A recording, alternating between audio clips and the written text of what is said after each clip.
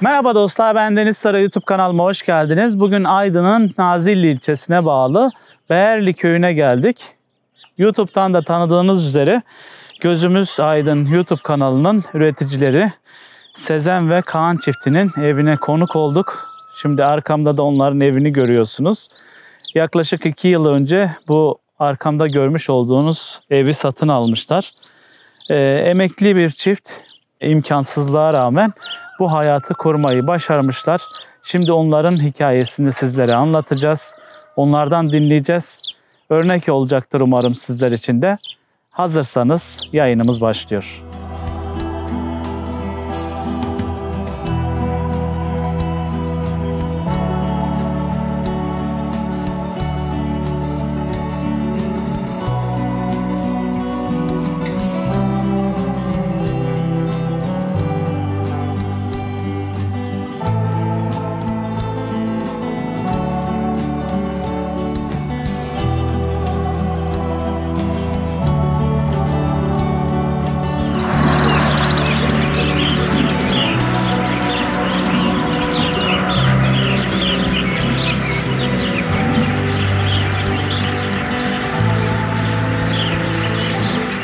Şöyle küçük bir evde yaşıyorlar.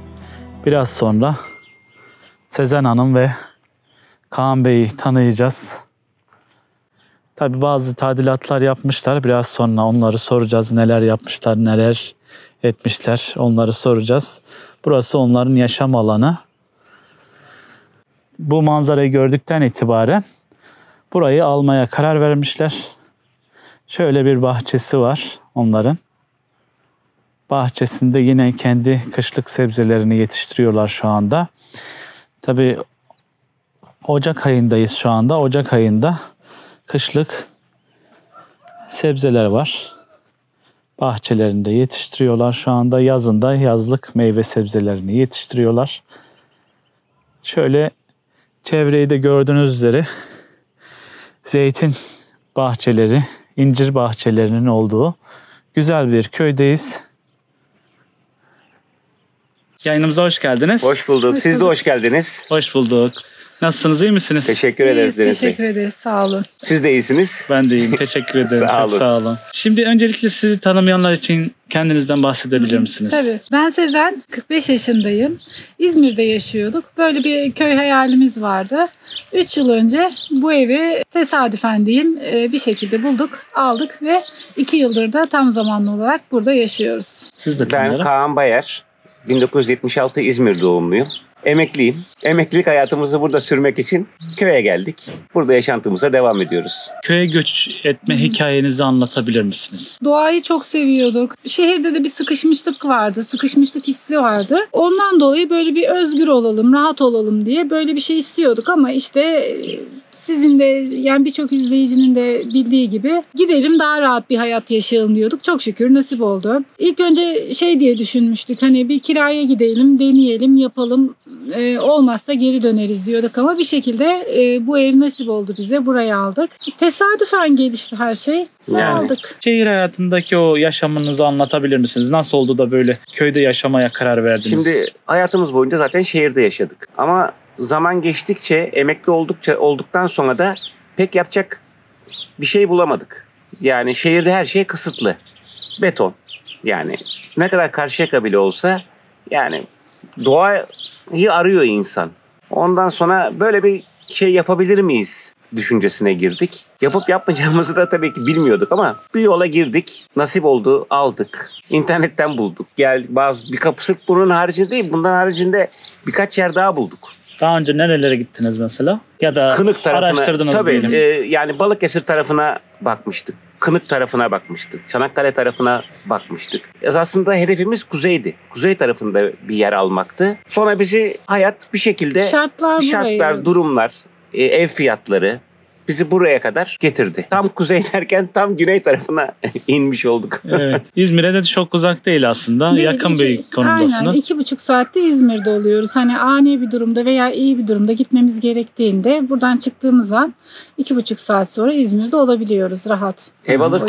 Ev ararken kendimize bazı kriterler belirlemiştik. Dediğim gibi yani İzmir'e çok uzak olmasın. Çünkü çocuğumuz, ailemiz ve bütün yakınlarımız orada. Yani iyi veya kötü bir ters durumda İzmir'e çabuk ulaşmamız gerekiyordu. Yani biz hedeflerken İzmir'e 2 saat veya 2,5 saatten daha uzak bir mesafede bir ev olmasın diye karar verdik. Yani 200 metrekare bir bahçemiz olsun. O bahçeye bir şeyler ekelim, biçelim. Onu istiyorduk. Ya bir de başımızı sokacak küçücük bir evimiz olsa bizim için yeter diyorduk. Yani burada aradığımız her şeyi bulduk. O ilk çektiğiniz videolarda şu ev ve dağ, şu önümüzdeki dağ manzarası vardı. Evet. O zaman ben denk gelmiştim. Yani birdenbire YouTube'da Öyle mi? karşıma çıkmıştı. Evet. Şimdi o ilk halini biraz anlatabilir misiniz? Burayı nasıl böyle geldiniz, nasıl buldunuz, nasıl bir manzarayla karşılaştınız? Hani burada sizi etkileyen şey ne oldu? İşte ilanlardan ev bakıyorduk ve bu ilan çıktı. Ben hemen saat 4 gibi ilan karşıma çıktı. Kaan dedim çok güzel bir ev var, manzarası da güzel. Yani güzel olduğunu düşünüyorum dedim. Hemen aramalısın bunu dedim. Ben mesaideyim şu an arayamam dedi. Akşam ararım dedi. Ya kaçarsa dedim. Bir de bazen ilanlar giriyor. 2-3 saat sonra hemen düşebiliyor da. Biz takip ettiğimiz için süreci öyle bir şey de olabilir diye korkuyordum. Kaan'ın eve gelmesini akşam sabırsızlıkla bekledim. Geldi. İlanı aradı. Hemen emlakçıyla pazarlığa oturdu. Bir miktar küçük paramız yetmiyordu. Gelirken de ona göre hani emlakçıyla anlaşma yaptı Kaan. Dedik eğer dedi bu fiyata verirseniz dedi. İşte o zaman 96 bin liraydı sanırım ev fiyatı. Biz dedi 90 bin liraya kadar maksimum çıkabiliriz dedi. 3 yıl önce 2021 yılının Aralık ayında. Yani 90 bin lira kadar bir paramız vardı. Her şeyimizi ortaya koyunca. Evde 96 bin liradan gidiyor. Eğer dedi bu fiyata verirseniz gelip bakacağım dedi. Ama dedi beğenmezsem de almayacağım. Kusura da bakmazsınız değil mi falan dedi. Tamam dedi. Buraya geldik. Zaten şuraya çıktığımız zaman geldik. Şöyle bir baktık. Ben burada eski kapılarımız vardı bizim 2 tane. Hep hayal ettim. Yani kapıyı açtığım zaman karşımda kocaman bir dağ olacak. Çok güzel. Yani bunu istiyordum zaten ve böyle bir şey olduğu için çok şanslı hissettim kendimi. Dedim burası olmalı. Kaan diyor ki tamam diyor benim için oldu okey diyor. Ne olur ne olmaz diyorum. Bir de içine bakalım falan diyorum. Girdik içi de kutu gibi tertemiz bir evdi böyle. Evet. Ben bu manzarayı görünce tamam dedim yani zaten. Yani ben ilk geldiğimizde emlakçıyla beraber biz dışarıda muhabbet ederken Sezen Hanım içeriği gezdi dolaştı. Ben doğru düzgün içeriye bakmadım bile. Yani bahçesi ve manzarası benim için yeterliydi. Ev de iyi durumdaydı yani kötü bir durumda değildi. Yani bir pencereleri biraz sıkıntılıydı, kapıları biraz sıkıntılıydı. Onun haricinde çok da böyle sıkıntılı bir yeri yoktu. Yani bizim için zaten biz şey diyorduk hani 4 duvar olsun, çatısı olsun geriye kalan kısımlarını yavaş yavaş toparlarız diyorduk. Ev ve arsası kaç metrekareydi? Burası 417 metrekare ev ve arsasıyla beraber toplam. İşte evin içinde banyosu yoktu, mutfağı yoktu. Elektrik su tesisatı falan yoktu. Çünkü eskiden tuvaletler falan dışarıda olduğu için bu bulaşık yıkamasından tutun da birçok şeyi dışarıda yapıldığı için de 30 yıldır da kullanılmamış bir bina olduğu için ama çok şirin ve çok güzel bir evdi. Yani bakımlıydı. Öyle çok dökülen bir ev değildi. Evet. Burada da dikkatimi şu çekti. Hani köyün şu yamacındaki evler özellikle kimse kimsenin manzarasını bozmamış. Kesmiyor. Yani evet. böyle bir tiyatronun şeyleri gibi, basamakları gibi yapılmış. Bilinçli yapılmıştır herhalde. Yani tesadüfi gelişeceğini zannetmiyorum. Bilinçli yapılmıştır. Hiçbirinin manzarasını kesmiyor. Mesela önümüzde bir ev var. Evet. Ama buranın manzarasını kesmiyor. Evet. Tabii. Bizim arkamızda bir ev var. Biz onun manzarasını kesmiyoruz. Onun arkasında bir ev var. O onun manzarasını kesmiyor. Evet. Biraz önce de evin içinde otururken sağ olsun Sezen Hanım bize hazırlık yapmıştı. Çay içtik. Çay içerken şeyden bahsettiniz hani küçük küçük birikimlerinizle bu evi aldığınızı anlatmıştınız. Evet. Onu bir daha anlatabilir misiniz? Şimdi aslında kafamızda hiç böyle bir şey yoktu olayın en başında. Şimdi bizim bir tanıdığımız Marmaris'in bir köyünden bir ev kiralamış. Biz onu duyduktan sonra biz de kiralayabilir miyiz diye bir düşünceye kapıldık. Ama YouTube'u izlediğimiz zaman diğer köy hayatını anlatan arkadaşları takip ettiğimiz zaman kiralık evlerde çok sıkıntı çıktığını gördük. Şimdi kişiler kiralık eve giriyorlar. Çünkü girilen her eve bir masraf ister istemez yapılıyor. Ev toparlanıyor. Tam böyle yaşanacak kıvama geliyor. Düzgünleştiriliyor. Ev sahibi bir şekilde çık diyor. Kirayı yükseltiyor.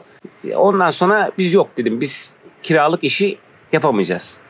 İşte bana bir iş teklifi gelmişti. İş teklifi gelince biz arsa alalım, yaptıralım moduna girdik. Kiralıktan o aşamaya atladık.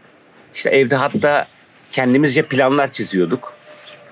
Şöyle yaparız, böyle yaparız, işte şu kadar olsun, 50 metrekare olsun, şöyle olsun diye. Daha sonra işte bu fiyatların yükselmesi, arsaya da ev yapamayacağımızı anladık. Çünkü bütçemiz çok kısıtlıydı. İşte bir iş teklifi geldi. İş teklifi gelince oradan aldığım parayı kendi hayalim, yani kendi derken eşimle beraber ortak hayalimiz için kullanmayı düşündüm. Çalıştığım paranın hiçbir kuruşuna dokunmadım. Onu her ay bankaya altın olarak atmaya başladım. Ata birikmeye başladı işte. Emekli olduğumuz için bayram ikramiyeleri, şunlar bunlar derken paramız yavaş yavaş yükselmeye başladı. Altın da yükselmeye başlayınca biz bir anda kiralık derken, arsa derken ev alabilir konuma geldik. Belli bir bütçemiz vardı. O bütçe doğrultusunda hızlı bir şekilde almak istedik. Çünkü yani fiyatlar hep yukarı doğru trend halindeydi. Yani paramıza uygun burayı denk getirdik. Evet. Çok iyi olmuş. Buradan Allah nasip etti. O dönemde aldık. bir de fiyatlar çok hızlı bir şekilde Çok hızlı yükseliyordu ilerledi. değil mi? Yani, hani burayı almasan o dönem. Yani ben şöyle söylüyorum. Biz burayı Aralık ayında aldık. Paramız var. Sonra alırız. Aman bir ay sonra alırız gibi bir 2-3 ay daha bekleseydik ondan sonra pek alma şansımız olmayacaktı. Çünkü şu arkamızda bir ev var. Oraya bizim de bir tanıdığımız aldı. 100 bin liralık ev 200 bin lira oldu. Bir anda 100'den 200'e içinde çıktı. 2'ye katladı. Yani burası 2-3 da ay biz içinde. aldığımız zaman bize tapusu, emlakçı parası, ev dahil 100 bin liraya mal olmuştu. Ama 3 ay sonra almaya kalksaydık bizim paramız o değerde yükselmeyecekti. Tabii.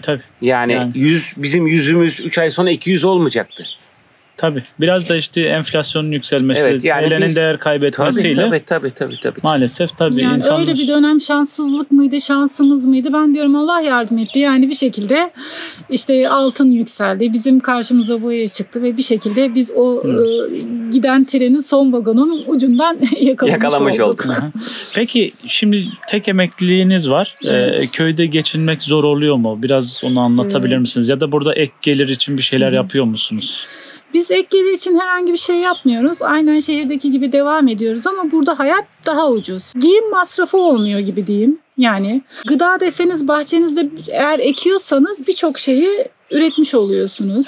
Pazara gittiğimizde bazen özellikle kışın gittiğimde yani neredeyse hiçbir şey almıyorum. Yazın yine öyle domates, biber, patlıcan, maydanoz her şey yetişiyor. Pardon bir domatesimiz yetişmedi bu sene. Sadece domates aldık. Yani pazardan alınacak pek bir şey olmuyor. Market alışverişimizi de aylık yapıyoruz. Yine planlı listeli bir şekilde gidiyoruz. Aylık alışverişimizi yapıyoruz. O yüzden de ekonomik olarak da bizi zorlamıyor. Şehirdeyken daha çok zorluyordu. Bir de köyde her şey çok bol. Köylümüz sağ olsun. Eşimiz, dostumuz, arkadaşlarımız oldu. Hiç tanımıyorduk buraya geldiğimiz zaman hiçbir insanı. Bizim burada tanıdık hiç kimsemiz yok. Ama şimdi birçok tanıdığımız var. Yani onlar geldikleri zaman bir şeyler getiriyorlar. Biz onlara yardıma gidiyoruz. Burada şey yok. Pek yevmiye işi yok. Buradaki sistem şey üzerine kurulu. Gidiyorsunuz, yardım ediyorsunuz. Onlar size yardım ettiğiniz üründen veriyor. Bu sene de zeytin topladınız Bu değil sene mi? zeytin topladık. Evet. Yani bir yaklaşık 10-12 sefer zeytine gittik. 12 gün boyunca. Arkadaşlarımıza yardımcı olduk. Onlar da bir senelik yiyecek yağımızı bize hediye ettiler. Yani Sağ burada olsunlar. sistem böyle işliyor. Evet. Ne güzel. Yani şehirde geçinmek çok zor ama köy yerinde geçinmek çok daha kolay. Daha kolay. Evet. Hele ki eviniz kira değilse. Zaten kira da olsa daha ucuzdur yani şehire göre. Tabii. Yani daha ucuzdur. Hı. Peki geldiniz hani bu evin ilk tadilattan geçmesi gerekiyordu. Hani çok zorlandınız mı? Burada nasıl oldu? Biraz zorlandık. Evet. İşte Kaan'ın çalışma hayatı bitince tabii gelirde durmuş oldu. Yine tek emekli maaşı. O da sadece geçinmeye yetiyordu. Buraya gelirken işte apar topar geldik. Biz İzmir'deki evimizi de ayrıca boşaltmadık. Orada bizim bir oğlumuz var. O yaşıyor. Yani ufak tefek tencere, tabak gibi şeyleri aldık ama ne buzdolabı ne çamaşır makinesi hiçbir şey yoktu. Biraz kendimiz, biraz eş dost yardım etti. Biraz ikinci el falan aradık bulduk. Bir şekilde ana malzemeleri alıp Ocak ayında geldik. Bir hafta kaldık.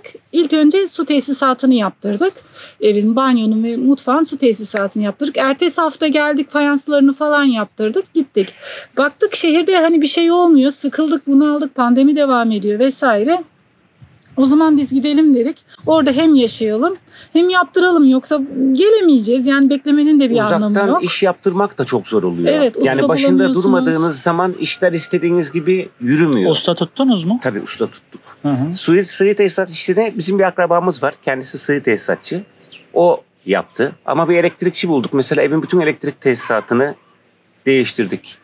Kapılarımız tahta kapıydı. Onları ister istemez çelik kapıya çevirttirdik. Pencerelerimiz kırık dökük, çok eskiydi. Pencereleri ustaya değiştirdik. Bu köyde altyapı sistemi mevcut değil. Herkesin kendi foseptik kuyusu var. İşte köyden bir ustamızla anlaştık, sağ olsun foseptik kuyumuzu yaptı. Çatımızda ufak tefek akmalar vardı, onları yaptırdık. Yani birçok şeyi ustalarla çözdük. Ama işin başında olmakla uzakta olmak arasında çok fark var. O şekilde hızlı bir şekilde oturabilecek seviyeye getirdik. Tabii daha hala yapılacak işlerimiz var. Yani bitirebilmiş değiliz. Kafamızda daha birçok plan var ama biz daha 2 yıldır buradayız. Evet. Yani 2 yıl, 3 yıl, 4 yıl, 5 yıl, Allah nasip ederse süreç Zamanla uzadığı zaman tamamlayacağız. kafamızdaki bütün her şeyi yavaş yavaş tamamlamayı düşünüyoruz. Biraz da köyle ilgili hani bilgi verdiniz ya. Köyün detaylı bilgi verebilir misiniz? Mesela kaç Verebilirim. hane, ne işle uğraşıyorlar burada genellikle insanlar? Biraz bu konuda da bilgi verebilir Tabii misiniz? vereyim. Burası dediğim gibi Aydın Nazilli'ye bağlı bir köy. Çok uzak değil. Yani merkezi, hastanesi, alışveriş şeyleri, merkezi falan hepsi Nazilli'de mevcut. Köye geldiğimiz zaman köyün 250 haneden oluşuyor. İsmi neydi? Beyerli köyü. Beğerli köyü. Evet, Hı hı. 250 haneden oluşuyor. Yaklaşık 700 kadar bir nüfusumuz burada mevcut. Bu köyün ana geçim kaynağı hayvancılık, büyükbaş hayvancılık. Ama tabii her büyükbaş hayvanın yanında mutlaka küçükbaş hayvancılık da ufak tefek yapılıyor. Geçim kaynakları hayvancılık üzerine. Ama incir ve zeytin burada çok. Zaten burası şey diye geçiyor. Dağlarından yağ, ovalarından balakan. Balakan Nazilli diye geçiyor. Çokça incir ve zeytin var. Yani dağlarında zeytin ağaçları, ovalarında da incir bahçeleri. Evet. Ondan sonra buranın bamyası çok meşhur. Beyerli bamyası dediğiniz zaman bu bölgede bizim duyduğumuz, çok anladığımız bir konu değil ama kulaktan duyduğumuz buranın bamyası çok meşhur. Tonlarca bamya üretiliyor. Yani öyle dönüm dönüm bayanlar özellikle ekiyorlar bamyayı. Güzel de gelir elde ediyorlar. Bazıları kendileri pazara gidip satıyorlar. Eğer pazara gitme imkanları da yoksa 2 tane toptancımız var. Onlar her gün günlük alım yapıyorlar. Dışarıdan Onlar dışarıya dışarıdan araçlar veriyorlar. geliyor. Toplu olarak alıp birçok şehre buranın bamyası gidiyor. Ha, Yani süper. buradaki ana geçim kaynağı bunun üzerine kurulu. Evet, Güzel. hayvancılıkta olduğu için daha çok tarlalarda yazın mısır vesaire, sılaj, Mısır, yonca, arpa, buğday. onlar ekiliyor. Bunlar Hayvanların ekiliyor. yiyeceği Aha. yiyecekler ekiliyor genelde. Evet. Çünkü hayvan yemi çok pahalı olduğu için. Ben bu tarafa gelirken şey yazdım işte Aydın'a gidiyorum. Tavsiyeleriniz, öneriniz var mı? Hı hı. Kimisi de şey yazmış işte pidesini yemeden dönmeyin. Evet.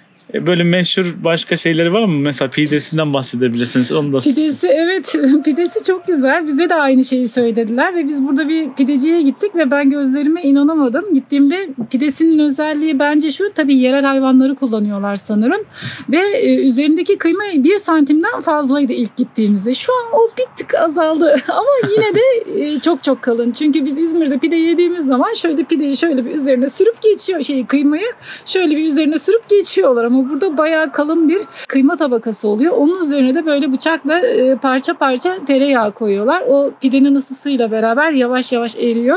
Esas herhalde lezzetini veren de o tereyağı diye düşünüyorum. Yani çok lezzetli bir pide, tavsiye ederiz. müsaitse evinizi gezelim. Tabii. Sonra yine sorularımıza devam Tabii ederiz. tabii. Tamam. Nasıl isterseniz. Nasıl isterseniz. Tamam.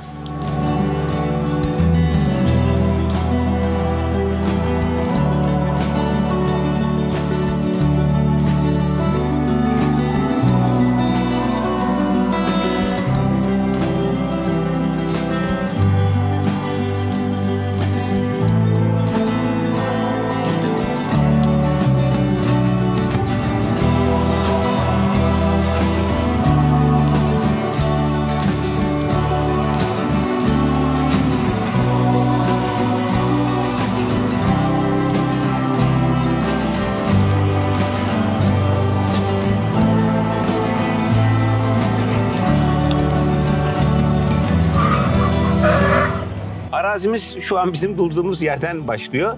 Karşıda gördüğünüz kırmızı tuğlalı yere kadar devam ediyor. Evimiz gördüğünüz gibi adı var. İki gözüm koyduk adını. İki ayrı gözden oluştuğu için. Uzun süre düşündük ne olsun hani böyle köşk, saray vesaire, villa öyle şeylerden çok hoşlanmıyorum. Ne olsun diye düşündüm. En son bir ay önce falan baktım 2 gözden oluşuyor zaten evimiz. 2 gözüm olsun dedim. Hem kanalımıza da uygun ismi. Kanalımızın ismi Gözümüz Aydın. Evimizin ismi de İki gözüm. 2 gözüm oldu. 2 göz bir evimiz var, küçük şirin. Eski taş bir yapı evimiz. Duvarları oldukça kalın. Böyle güzel, yazın oldukça serin oluyor, kışın da sıcak oluyor. Kullanışlı bir ev. Buraya bir çim ektik. Bir denemek amaçlı. Genelde yemeğimizi akşamları yazın burada, çayımızı semaverde burada demliyoruz. Burada çayımızı içiyoruz manzaraya karşı. Devam ediyoruz. Yaz kışta kullanıyoruz. Yani Ege iklimi olduğu için çok güzel. Havamız yağmurlu olduğu zaman içeriye giriyoruz. Günümüzün büyük vaktini bahçede geçiriyoruz. Dağlarda geçiriyoruz. Sen ektiklerini Böyle. anlat. Evet. Burası benim aromatik bitkiler bölümüm.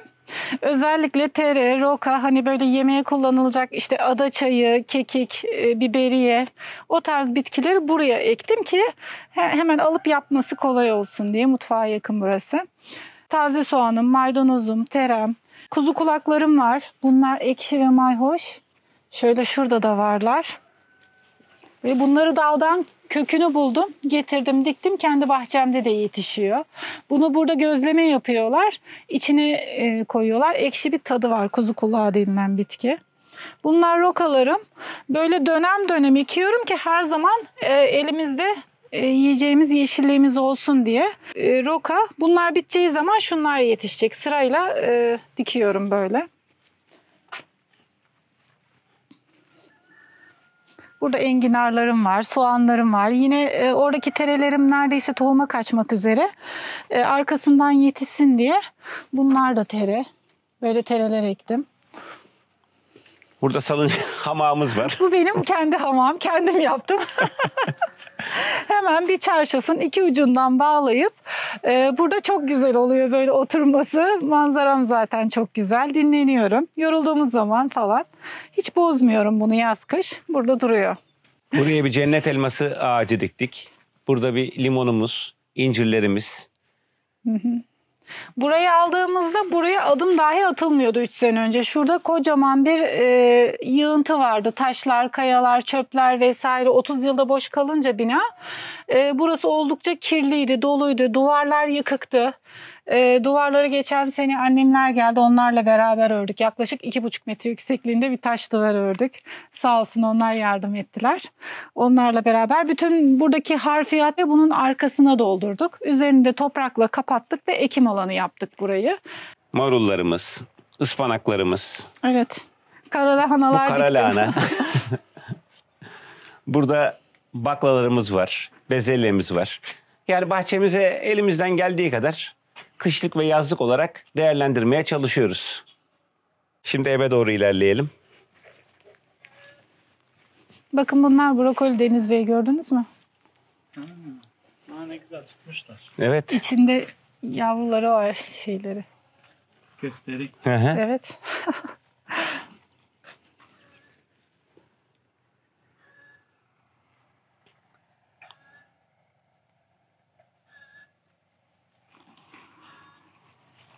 Buradaki ıspanaklarım yetişti. Bunlar tabii bir hafta 10 gün sonra şey olmaya başlayacak. Yani kartlaşmaya başlayacak ve topladıkça da bitiyor. Hemen arkasından yetişsin diye tekrar tohum attım buraya ki 2 ay sonra tekrar ıspanaklarım çıkmış olacak. Böyle bir oturma alanı yaptık buraya basit bir tahtadan. Yazında ağacın gölgesi falan oluyor. Yorulduğumuz an hemen bir oturma alanı. Sürekli bir oturma alanı yaptık biz. Nasıl? Güzel. Evet. Doğal bank. Vallahi aynen. Evimiz 2 girişten oluşuyor.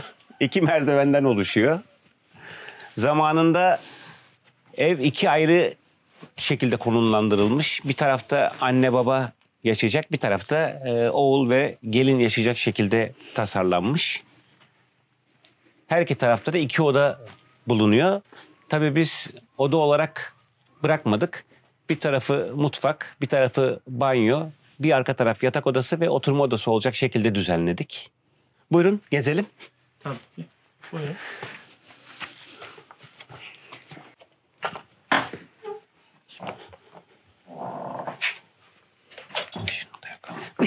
Işık da yok Bugün ama şansımıza deniz ve elektriklerimiz kesik. Evimiz oldukça karanlık şu an. size vereyim. Buyurun. Estağfurullah buyurun. Aslında ana giriş koridorumuz var. Yan taraftan giriliyor ama biz buradan daha çok yiyecek taşıdığımız için, hemen bardak, çanak aldığımız için mutfak kapısını daha çok kullanıyoruz. Burası da zaten mutfak olarak planlanmış yapıldığı aşamada. Burada böyle eskinin ocaklarından var şöyle. Hala da aktif, istesek çalıştırabiliriz ama biz duman olur diye şey yapmadık, kullanmıyoruz. Böyle bir nevi depo Kiler gibi. amaçlı kullanıyoruz. Kiler amaçlı kullanıyoruz. Ama burada insanlar 3 ayaklı saç ayak dedikleri ondan koyup üzerine saç koyup ekmekler yapıyorlarmış. İşte tencerelerde yemeklerini pişiriyorlarmış. Bizim ilk geldiğimizde bu camın önünde şurada bir delik vardı şöyle şu kadarcık. Ve bir boruyla su gidiyordu. Ne olduğunu düşünemedik. Sonradan çözdük. Burası mutfak olduğu için galiba burayı lavabo olarak kullanıyorlarmış. Biz tabii deliği kapattık. Üzerinde fayansla şey yaptık. Kaplamış olduk. Böyle. Çok güzel ama terek. Evet, bunlara bazıları terek diyor. Burada elmalık diyorlar. Sergen diyorlar Balıkesir yöresinde. Bunlar duruyor. Bunları hiç bozmayı düşünmedim. Elimizden geldiği kadar evin ana özelliklerini hiç bozmamak için çaba gösterdik. Uğraştık. Evet.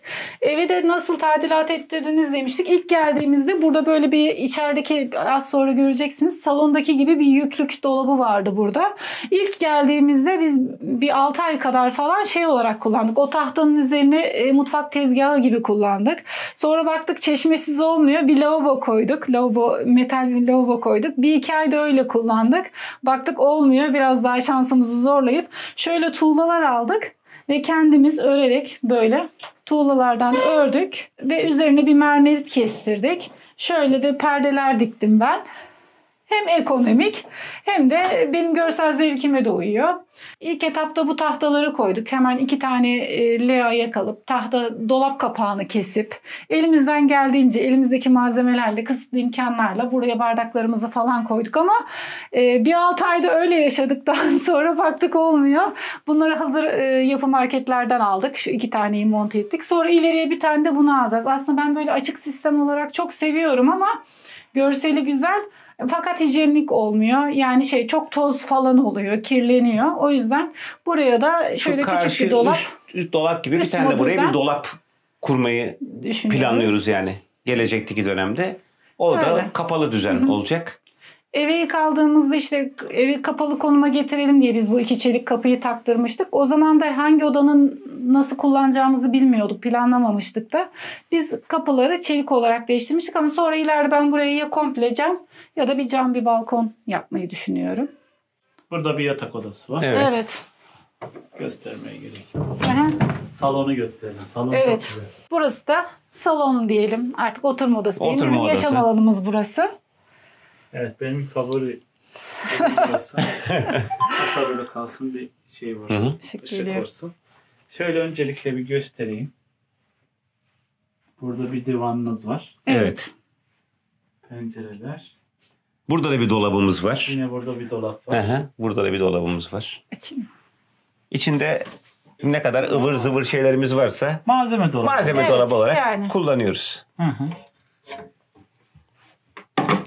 Eskiden burasına yüklük ve bunun içinde şurada bir kapakları var. Kaldırıyorlarmış. Bunun alt kısmını ambar olarak kullanıyorlarmış. Buğday vesaire herhalde saklıyorlarmış Herhalde büyük bir içinde. ihtimalle. Üzerine de yatak vesaire. Bunları siz yapmadınız. Yok. Hayır aldığımızda böyleydi. Yani yaklaşık 30-40 yıl önce yapılmış bu şeyler. Bütün ahşap işçilikler. Köyümüzün ustaları yapmış. Sanki yeni yapılmış gibi. Evet. Ev kullanılmamış işte o yüzden. Yani yapılmış ama kullanılmayan olmamış. Bu 30 yıldır da boşmuş. Sobalar işlevli mi? Hani Yani sobadan çok memnunum. Yani kışın yemeğimi içeride ocakta salçasını, yağını kavuruyorum ve getiriyorum. Burada yavaş yavaş tıkır tıkır pişiyor. Sıcak suyumuz sürekli üzerinde oluyor. Fırınını yine Burada aktif bir olarak fırınımız var. kullanıyoruz. Burada mantar közlemesinden tutun da kekine kadar, yemeğine kadar her şeyi bunun içinde yapabiliyoruz. Yani bizim için çok avantajlı.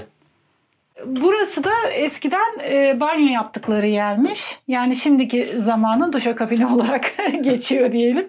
İnsanlar burada burada yıkanıyorlarmış. Çok dar bir alan ama yıkanıyorlarmış. Altında bir tane delik vardı, su gideri vardı. Su gider yeri vardı delikten.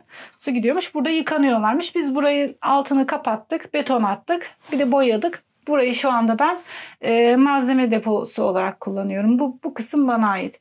Bunun aynısı bir de yatak odasında var. Diğer bizim yatak odası olarak kullandığımız odada var. Onda Kaan kendi malzemelerini kullanıyor. Biz dolapların içinin hepsini kendi malzemelerimizle aktif olarak doldurduk. Ben örgü örüyorum, dikiş dikiyorum. Evet. Hani içeride fazla bir Tabii yayıntı olmuyor. Tabii. Değerli toplu gözüküyor. Tabii güzel gözüküyor. Evet. Yani ortada en azından pek bir şey gözükmüyor. Bir de yeri belli oluyor. İstediğimiz zaman arayıp bulup işimizi görüyoruz.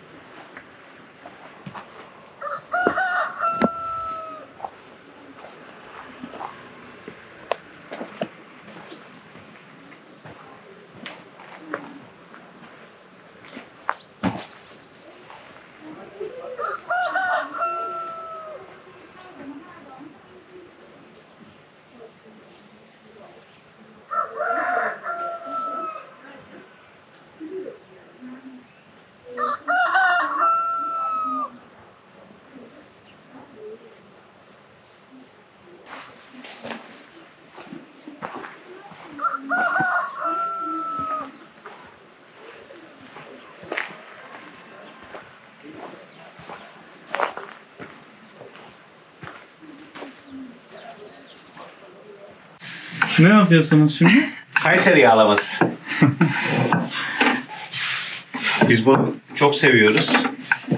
Gelen misafirlerimize Peki yapılışını yapıyoruz. böyle biraz anlatırsanız nasıl oluyor? Şimdi mayalı bir hamur yapıyoruz. Süt, ılık su, maya, şeker, tuz ve ayçiçek yağıyla bir hamur yoğuruyoruz. Biraz mayalandıktan sonra böyle küçük küçük bezeler alıp küçük pişi gibi, lavaş gibi hamurlar açıyoruz. Onları da böyle tavada yapıyoruz. Yaz olsaydı dışarıda saçta yapıyorduk. Ekmek tahtamızda falan. Şimdi kış olduğu için. Çift tavayla hızlı bir şekilde. Evet. Evet, pişmiş halini de gösterelim hemen. Hı hı. Orada da pişmiş hali var arkadaşlar. Evet. Biraz sonra da sunumunu yapacağız. Orası daha güzel oluyor. Onu da çekersin. Evet. Hemen yemek programı gibi biz de notları Evet. vereceğiz. Ne yapalım? Şurada içi var. Kıymalı içi iç mi? hazırladık. Tamam, doğru. Burada içi var. Soğan, kıyma. Onlarla domates. birlikte yiyeceğiz. Tabii bunun üstüne Siz hiç lahmacun gibi. yemediniz mi? Duymadınız mı? Yağlama ben Hı. Adana usulü yedim de. O Adana usulünü bilmiyorum ama biz bunu televizyonda gördük. Ve denedik. Bayıldık. Şimdi benim oğlum her İzmir'e gittiğimde ister yaparız ona. Geçen hafta geldi, ona da yaptık. Hamurun Süper. üstüne harcı, onun üstüne sarımsaklı yoğurt, onun üstüne de şöyle birazcık olmuş. maydanoz. Süper oluyor. Yani bu hamurdan koyuyoruz. Bir kepçe iç harcından koyuyoruz. Böyle üst üste pasta gibi kat kat yapıyoruz. Sonra bıçakla dilimliyoruz. En üzerine sarımsaklı yoğurt birer kaşık koyuyoruz. Biraz da maydanoz. Öyle dilim dilim yenen bir şey. Hemen açılıyor insanlar. Birazcık samimiyet görürlerse hemencecik açılıyorlar. Dertlerini anlatıyorlar sana. Bak kızım böyle oldu. Benim abim böyle dedi. İşte oğlum şöyle oldu falan diye. Çok samimi anlatıyorlar. Çok farklı. Hani bizim şehirde görmediğimiz şeyler. Şehirde insanlar apartmanda oturuyorlar mesela. Diyelim ki 30 daire, 36 daire, 32 daire. Birbirini tanımayan o kadar çok insan var ki. Evet.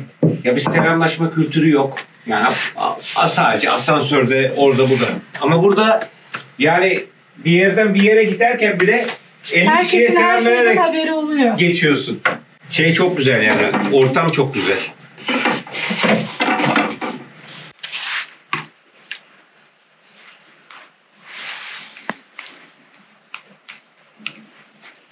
Oo. Çok güzel gözüküyor. Evet. Bunun hem görseli güzel hem de tadı çok güzel oluyor. Bu Kayseri usulü Kayseri usulüymüş. Yani internetten tarife baktık. Geçenlerde büyük pazardan kocaman kumpirler aldık. Patatesler aldık. Bunu kumpir yapalım dedik. Fırında pişer mi pişmez mi tereddütteydik.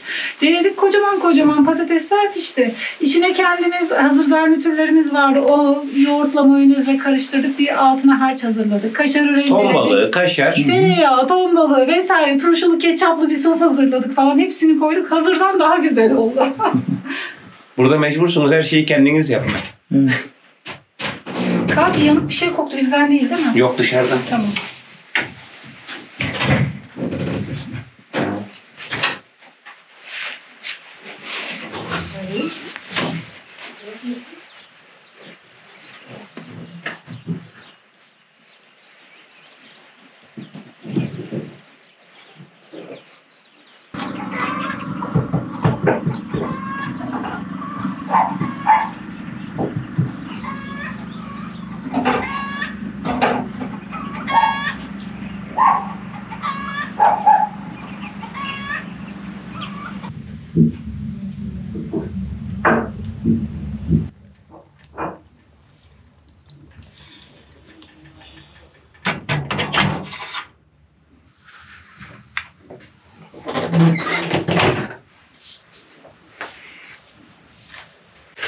İçeri daha ısınmamış mı? Tam biraz soğuk geldi. Koymuştum önce. Yoğurttan dolayı bence. Oldu. Benimki hiç ılmadı. Evet. Seninki sıcak. Yoğurt olmadığı için.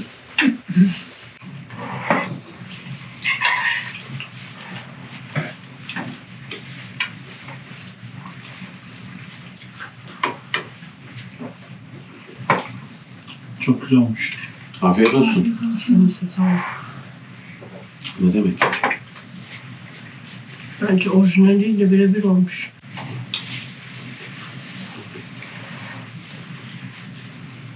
Bugün de bize çok güzel şeyler hazırlamıştınız. Çok sağ olun. Ellerinize sağlık. Ne demek? Afiyet olsun. Benim sormadığım, sizin anlatmak istediğiniz bir şey var mı? Böyle köy yaşamına dair. Yani köye göç edeceklere tavsiyeler niteliğinde. Herkesin yaşam tarzı farklı, bütçesi farklı, hayata bakış açısı farklı. Ama biz hayatı biraz yavaş seven insanlarız. O yüzden de yavaş seven insanlar için çok güzel. Doğası çok güzel, insanlıkları çok güzel, köylülerimizle diyaloglarımız çok güzel gelişti. Biz seviyoruz insanlarla bir arada olmayı. Köylüyle kaynaşmamız da güzel oldu. O birazcık şeyle alakalı galiba. Köye alışıp alışmamak birazcık insanın kendisiyle de alakalı. Siz eğer bir duvar örürseniz, bir mesafe koyarsanız onlar da çekiniyorlar aynı şekilde size yaklaşmaya. Ama siz onlarla beraber girip selam verdiğiniz zaman, ne bileyim bir düğünleri olduğu zaman, katıldığınız zaman veya onları evinizde ağırladığınız zaman falan, onlar da bakıyorlar ki sizin bizim gibi bir insan diyorlar. Daha sıcak yaklaşıyorlar. Öyle olunca daha samimi gelişiyor ilişkiler. Böyle çok güzel, sevdik yani. Bizim için çok iyiydi. O dediğiniz çok doğru yani. Hani siz insanlara nasıl yaklaşırsanız aslında bir şekilde öyle dönüş yani alır. aynen. Biz çok iyi karşılandık. Yani siz onların olduğu ortama geliyorsunuz. Yani siz uzak durursanız onlar size hiç yaklaşmaz. Çekiniyorlar zaten onlar şehirden geldiğimiz için. Bir de onların sonuçta burada bir sosyal çevresi Tabii. var. Akrabası var, tanıdığı Evet. var. Sonuçta biz dışarıdan biz misafir dışarıdan geliyoruz. Hani Onlar biz uyum sağlamak zorundayız. Biz Onlar ayak bize pek uyduruyoruz. uyum sağlamak zorunda değil. Yani böyle ya benim söyleyeceğim şey dediğim gibi siz iyi olduğunuz sürece herkes iyi. Evet. Yani bir Mesafeyi genel- çok kaldırmadan yani saygılı, sevgili bir O şekilde gerçek olduğunuz hayatta zaman da geçerli bir şey. Yani mesafeyi kimle olursa olsun hani eşinle çocuğunla bile kaldırırsan o kötü olabiliyor. Hani belirli bir mesafe, saygı sevgi çerçevesinde ilişkileri ilerletirseniz yani üzücü sonuçlar almazsınız. Özellikle sizin hikayenizi dinledikten sonra şunu anladım. Hani birçok insana gidiyoruz, hikayelerini dinliyoruz, köyleri geziyoruz. Ama siz imkansızlığı başarmışsınız. evet biraz öyle oldu. Güzel bir şey. Biraz öyle oldu. Özellikle hani günümüz koşullarında birçok insan böyle hayallerine ulaşmak için acaba Evet. yapabilir miyim, edebilir miyim, imkanlarım çok kısıtlı diyor. Ama siz kısıtlı imkanlarla bunu yapmışsınız. Bu umarım bizi izleyenlere örnek olur, örnek teşkil eder. Evet. İnşallah. Bugün için çok teşekkür ederim. Rica size. ederim. Biz teşekkür ederiz. Gene bekleriz. İstediğiniz zaman buyurun gelin tekrardan. Umarım yine geliriz bu tarafa. İnşallah. Yine sizlerle Beklerim, birlikte ne oluruz. zaman Biz de her zaman isterseniz. bekleriz. Kaz İnşallah. Dağları'na, Çanakkale'ye ya da Balıkesir'e yolunuz düşerse bekleriz. Mutlaka İnşallah yolunuz Deniz düşerse Bey. uğrarız. Son olarak da sizi takip etmeleri için YouTube kanalınızın ismini ya da sosyal Tabii. medyada sizi nereden Tabii. takip edebilirler? Hem sosyal medyada hem Instagram'da hem de YouTube'da Gözümüz Aydın sayfasıyla, kanalıyla izleyicilerimizle yani içerik üretmeye çalışıyorum diyeyim. Şimdi sizlerin yanında bir şey olmaz ama çok Estağfurullah. acemice bir şeyler, kendi hayatımızı, olduğu kadarını yani öyle şeyler paylaşıyoruz. Şimdi bir başka şey söyleyip de diğer insanları da incitmek istemem. Hani kurgu yapmıyoruz, olanı çekiyoruz. Evet, öyle evet. diyeyim yani. Çok samimi içerikleriniz. Yani arkadaşlarımız da Gözümüz Aydın YouTube kanalını ziyaret ederlerse Sezen Hanım ve Kaan Bey'in günlük yaşamına dair birçok video bulacaklardır. Çok teşekkür ederim tekrar. Biz teşekkür Rica ederiz, ederiz. sağ olun. Görüşmek dileğiyle. Sağ olun, olun. hoşça kalın. Hoşça kalın. Sağ olun.